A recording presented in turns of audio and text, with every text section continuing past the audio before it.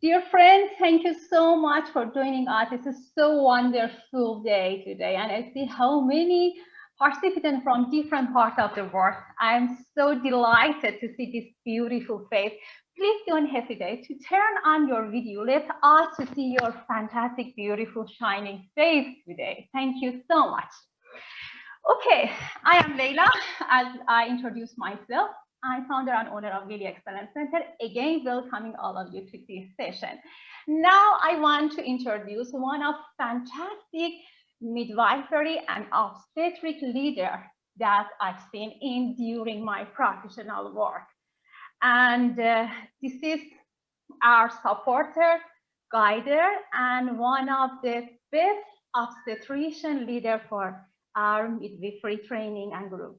Dr. Ahmed Alayoubi, consultant obstetrician and gynecology from Saudi Arabia.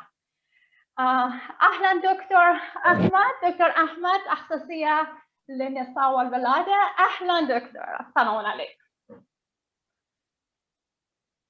Doctor, you have to be unmute. Yeah, we have to make you unmute. One moment, please. Thank you. Yes, done. Good time, everybody. It's a pleasure to be with you all. Thank you so much for the introduction, Ms. Leila. And it's a pleasure to be with everybody. It's always been a great time to have a midwifery event of any type, especially actually the International Day. We know actually certain countries have been into midwifery a long time ago. And if you go into the, for example, Middle East in general, the Middle East has been into midwifery ages and ages, even before medicine and before established colleges. And the midwife is always someone who is very special to the community, very special to women, to parties, to weddings, etc., etc. Midwives have really worked years and years to support women, to support pregnant ladies, to support even women health before actually we had established like the modern type of education, etc. And of course, countries like Netherlands, countries like the UK, many of European countries, some places in Asia, Africa, etc. Midwifery has been well off for a long time. Our experience in Saudi Arabia is of two parts. The first part was like over 80 years ago, even before Saudi Arabia was called Kingdom of Saudi Arabia, where midwives used to be nice ladies working at villages, small town cities, helping women with some sort of education, I would say. I wouldn't say they were really illiterate, but with some sort of education. And they were really very close to women, and they were really giving the best care they were able to do that. As with time come on, and as the Kingdom of Saudi Arabia was under this name in 1932, with the more modern facilities of hospitals, primary care centers, etc., the midwifery part started to be more organized. And by the early 90s, the first, let's say, diploma in midwifery you could say, has launched. Before that, it was a mix of nursing, midwifery, everybody doing everything. The other thing actually is the trust of midwives, which has been always there, whether you're talking about cities, whether you're talking about towns, villages. So the trust for midwives was always there. And they were always the place and the people to be consulted for anything related to teenage girls, related to women in reproductive age, related to senile ladies, etc. So they were always someone who is very dear. It's not like just only medicine or medical part. They were very social. They were a very important part of the society. Now, with diploma launched in Saudi Arabia, more of midwives have entered like midwifery diplomas. And finally, like last year, we had the start of 2 colleges with direct entry from high school in midwifery.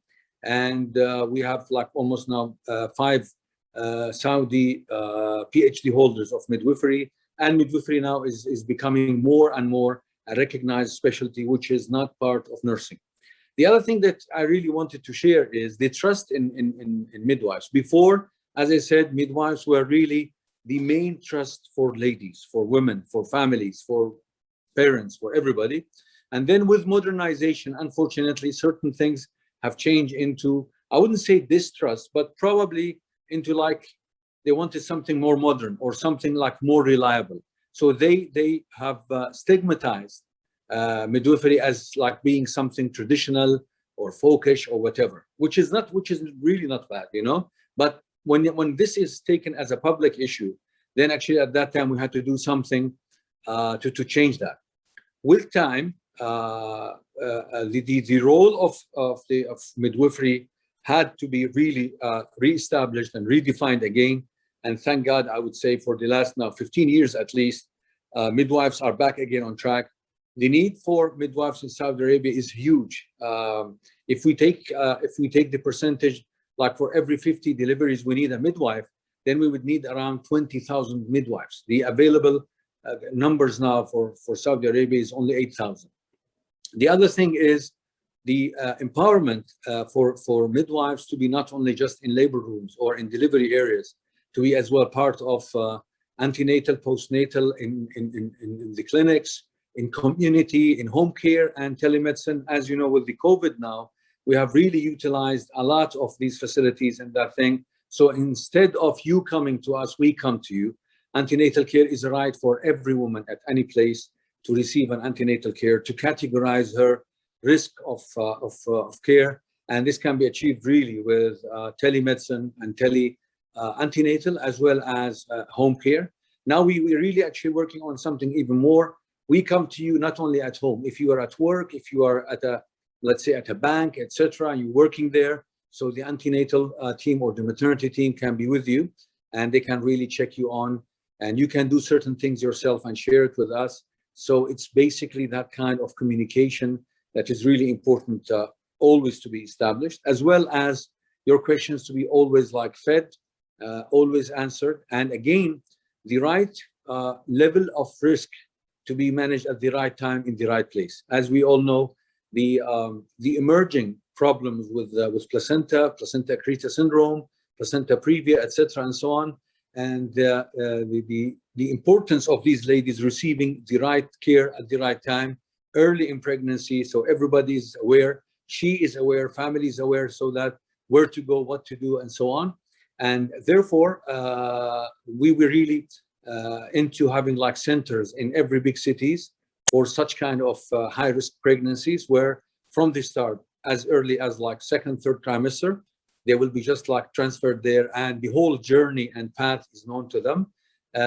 More of, as earlier mentioned, you know, like more of drills and more of clinical skills are needed, more of competencies. It's not just like a checklist and everybody is signing. When it comes to reality, we see a lot of defects, and that's why we are into the so-called bedside simulation, rather than the high sophisticated simulation where you have like high fidelity and very expensive dolls and so on. What you really need always is like a bedside, an actual bedside simulation where you see your own capability. What will you do at these moments? So again, you know, allowing education to be free, to be affordable, accessible, to be always easy to have, etc. Utilizing again technology in bringing like the theory, instead of you coming just for theory, you could just like take the theory while you are at your place, at your village, etc. And then when it comes, it has to be really a hands-on and something that really of benefit to you. Allowing a reference or a referral area or a referral hub or a center where you can always share your difficult cases. We call it actually maternal, fetal, obstetrical. So always you can share these cases, like what to do with such a case. I have a case of anomaly, I have a case of whatever. I have a certain ultrasound and I need really the feedback from maternal fetal medicine experts, where to go, where to direct these ladies and these families so that the whole path is known to them. Again, you know, the access to informed consent and the options and choices available and so on. So I think midwifery, honestly speaking, should be the substituents to all other actually qualification like maternity, obstetrical, whatever names they call it. and let actually nursing be more into the other like specialties needed. For example, NICU, PICU, intensive care, oncology, etc. So I think, you know, maternity related part should be like part of midwifery with its branches. And I think they are very important part of the maternity team. I cannot imagine, I cannot believe, I cannot think of a team without midwives as part of that team in anywhere, whether actually you are in a like high income, low income, sophisticated, simple, folkish, any place of care. Midwives would be always the cornerstone, would be always the lead. And I do believe actually in midwifery-led care, they should be the filter. And then behind them comes everybody. So I hope actually, and I wish for everybody an excellent event tonight. And again, you know, I would say again, happy Day of the Midwife. Thank you so much. Thank you so much, Dr. Ahmed. Shukran jazilan. Dear friends, if you have any questions, please write in your chat box. I know you will have many questions how to start up and develop your midwifery faculty or midwifery practice in your country. So it is the best. Yes, Juta, please. Yeah, dear, please. We will turn on your video. Yeah. Yes. Sorry. Okay, thanks. Sorry, I can't remember your name now. Thanks, Dr. Ahmed. I really enjoyed your presentation as much as I enjoyed Mary's presentation as well. So as a midwife of 38 years of experience in all matters from home birth to tertiary facilities, I absolutely get exactly the collaboration you're talking about, because I think that sometimes is a lack that we have. Coming from Germany, I come from a country with a strong midwifery force and always a strong midwifery background, because we always had direct entry midwives. So we, in fact, are not nurses. We are trained to be professional midwives, experts for pregnancy, birth, the time after. Yeah, sorry. Okay, and so I was wondering, is your team, your idea to reach out internationally, to connect on a global way and bring together the wisdom, the knowledge, whether it's now from, can I say, studied midwives or midwives that like me, because, you know, in 83, when I started, there was no studying.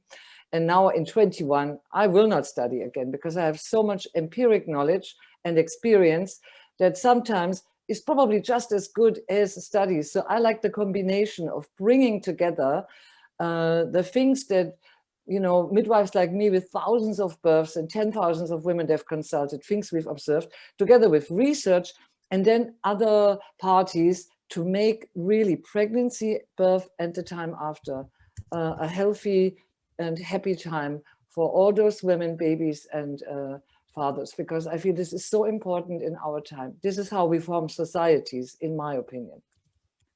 So, what's the plan? What's the big plan? Thanks, Dr. Ahmed, over to you, please. Oh, you're on mute. Yeah, sure. Yes, thank you so much for your comment. I absolutely agree with you. I always believe midwifery is not just like books, with all respect. Midwifery is really hands. Midwifery is passion. Midwifery is that kind of care, you know, you give it. It's like care. It's like being a human, you know, being a support. So with all respect, you know, what theory will add to you? You don't really need someone to just go and start things. We, as you said, time change, qualification change, whatever. What I believe, what we are doing now is like, I would say like on-job training. Those actually who were from different time, they can actually do something which is like bridging, or what we can do always is enhancement. Whatever theory, for example, patient safety, if you go back, you know, like 20 years, 30 years, patient safety, quality, risk management was not like now, you know. Now we do have these things coming up. We didn't have in the past KPIs. Now we have KPIs. We didn't have before, like the importance of infection control and so on. I do understand, but all these together can be put for those who are experienced like you know, 30 years and 35 and so on. We can just like tell the person, you know, we need to add these things. It's like actually when you have a beautiful kind of a cake and you just need to add some cherries to it or some fruit to it. So really, it doesn't really matter that you don't have to like to redo the cake from the start, you know. And again, as you said, you know, the experience that matters a lot. When you have given birth to many women, you have really shared their like difficulties and, you know, different risky cases and so on. I definitely agree with you. We don't have actually to consider everybody as just having one track or one pack. And again, we need everybody to be in. Yes, everybody, especially, you know, people like you are very important to be in clinical attachments, in clinical settings.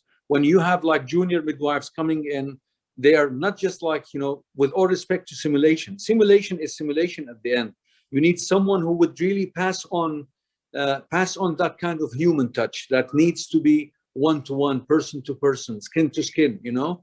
So this kind of experience, I think, is really is priceless and is not really to be obtained by books or qualifications. So I agree with you. We're trying actually to get everybody in. I don't think there should be any kind of a path or just a shape or only a certain template. Many of these courses are available online. You could take them with your ease, with your with any time you can get them. You should not be really interrupted just in case to have just a paper or something. We all should believe that whatever is added to us, like a privilege or a skill or a competency, it should be something really within the job, within the profession we have, not just something like added.